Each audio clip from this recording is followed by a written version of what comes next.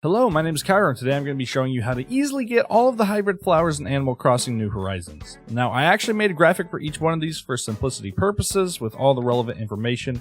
Thanks to the Reddit user Paleclaw for compiling a list of all of this information. There's a link to their post down in the description, as well as a link to all of these graphics, which you can find both in my Discord and on my Twitter. Let's start out with some frequently asked questions. Will flowers spawn every day they're watered? No, they will not. They have a chance to spawn, but they won't always spawn. What do the percentages mean on your charts? It's a chance to that the crossbred offspring will actually produce the desired offspring. So it's not saying, like if it says, 100% chance, like blue versus blue is 100% chance, that doesn't mean you're going to get a flower every day. It means that every time that they crossbreed, you will get a blue offspring. If I water a flower by itself, will it make more of itself? Yes, this is a new feature in Animal Crossing New Horizons. It might not have been in the previous games, I never played them, but this is in fact true. Will blue roses crossed make more blue roses? Yes, they always will. They can only ever produce blue roses. So if you end up getting some other colored roses when you're crossing your blue roses, it's probably because you have some other flowers nearby that produce an offspring. Can I use insert colored flower that I already have instead of the seeds? You can try. If you know it's from seeds, that's fine, but all of these charts are based off the fact that we can tell what the seed genes are and use Punnett squares to figure out the possible outcome. So if you start messing with that, I can't guarantee that you're going to get the correct genes on your flowers to produce what you want. All right, next we're going to go over the flower breeding best layouts. Now, I've done a lot of testing on, the 5s over here and the 4s over here, even in big patches like this or like this, take it down, however you want. This has consistently produced almost twice as much as a layout like this. And there's a couple of reasons for that. So number one is that in New Horizons, I don't know if it was like this in other games, but in New Horizons, one parent flower can only produce with one other per day that it's watered, okay? Now, that means in a layout like this one, since it can cross with any of these 5, will go ahead and produce with one of these, but then the other 3, even though they're watered, the only thing they can do is duplicate themselves. Or in a case like this, these 2 might cross, this one can only duplicate, these 2 might cross, this one can only duplicate in that case. So you're not getting 100% efficiency over here. Whereas right here, if, this one, no matter which one this one crosses with, this other one has a way to cross with one of the other ones. So you're going to get 100% of crossbred offspring in a layout like this, whereas you're only going to get about 40% right here, and then you'll get a lot of duplications.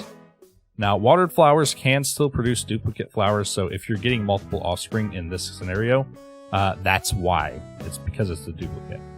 Now, the right side wastes space. Even though it's more packed together, there's more flowers here.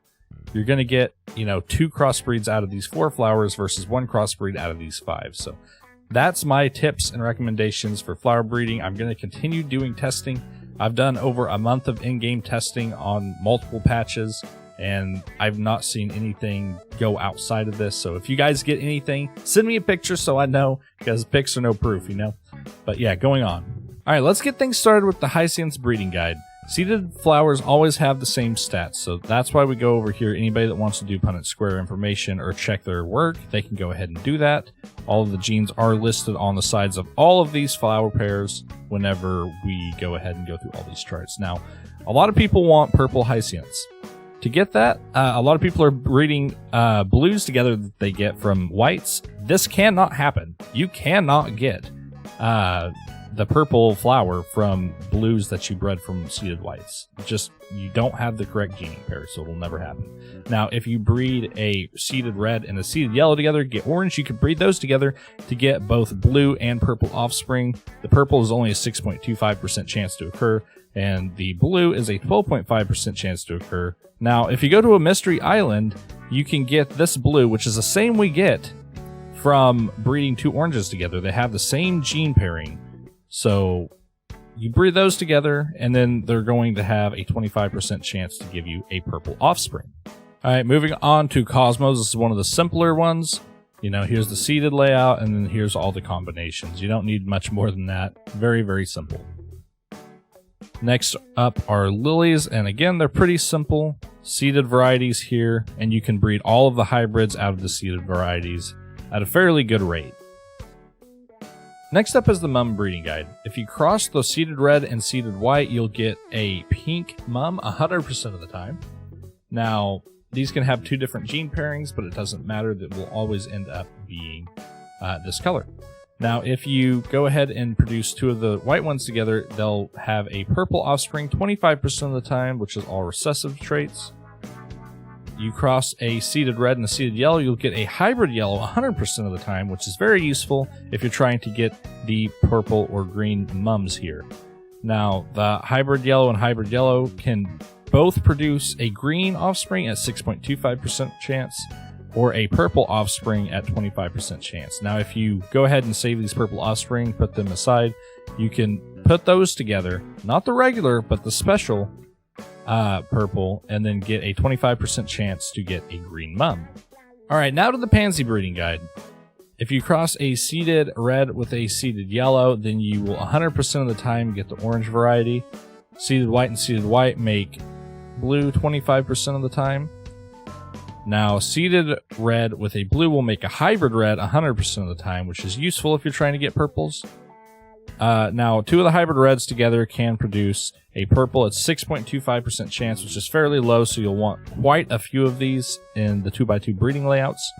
But alternatively, if you go to a Nook Mile ticket Mystery Island and find a blue pansy there, go ahead and dig it up, because if you can get two of those and breed those together, not the regular ones we produce, but the ones from the Nook Mile ticket island, then you have a 25% chance to get the purple pansy.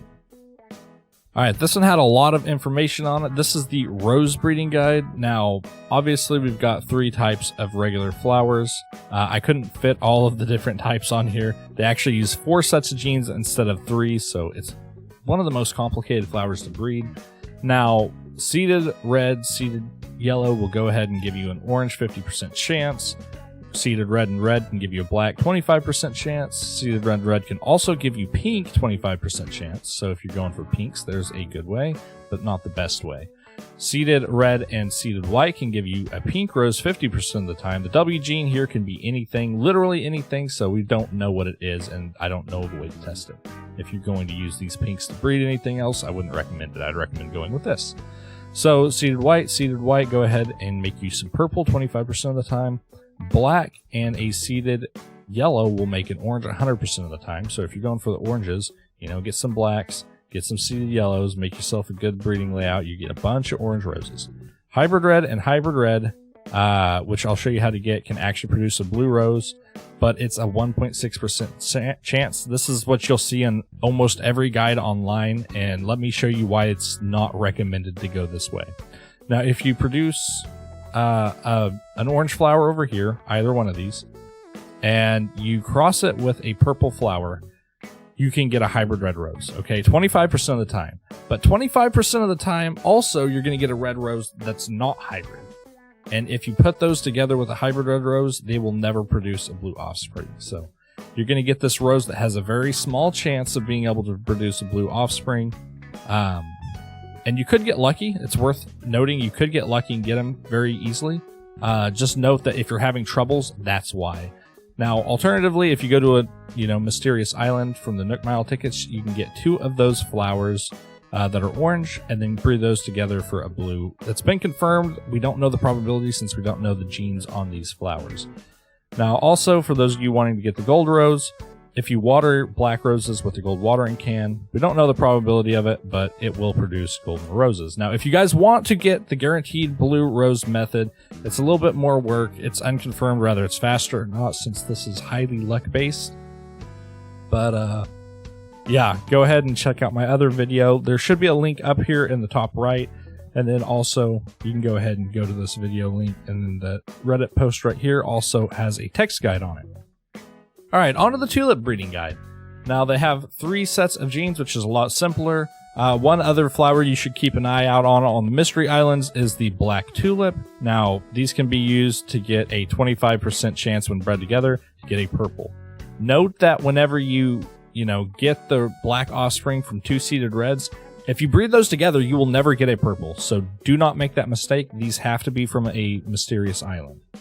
Last but not least, this was probably the graphic I had the most trouble on. There was so much information, I couldn't actually fit it all on one graphic. So I'll make note of that later. Let's go over it real quick. They only have 3 pairs of genes. We use O's instead of Y's for yellow because we have an orange offspring here. It just makes more sense. The other things you should be looking for on the Mystery Islands, if your goal is to get a purple Windflower, is the Nook Mile ticket pink and blues. Okay, so getting things started, if you mix a red and an orange seed together, you'll get a pink 100% of the time, so that's very useful. White and white make blue 25% of the time. Seeded red and then this blue will produce a hybrid red 100% of the time, which is kind of useful for us. As well as a pink from this step and a blue from this step will go ahead and make a special pink 25% of the time. Also very useful because, well, we'll get into that in a minute. Also, this pink and this blue can also produce a hybrid red. So any 3 of these, hybrid reds or special pinks, any combo of them together will breed a purple rose 6.25% of the time. Okay, we don't know what the O gene will be. It can literally be anything here. Alternatively, like I said, you can mix these Nook Mile tickets together. It's probably a higher chance than this based off of all the other flower combos, but we don't know the genes, so we don't know the probabilities. Alternative methods exist if you really struggle getting purple, so check the Reddit post. If this was helpful, make sure to hit that like button and subscribe for more Animal Crossing content. If you have any questions, be sure to ask in a comment and I'll get back to you as quickly as I can. I'll see you guys in the next one.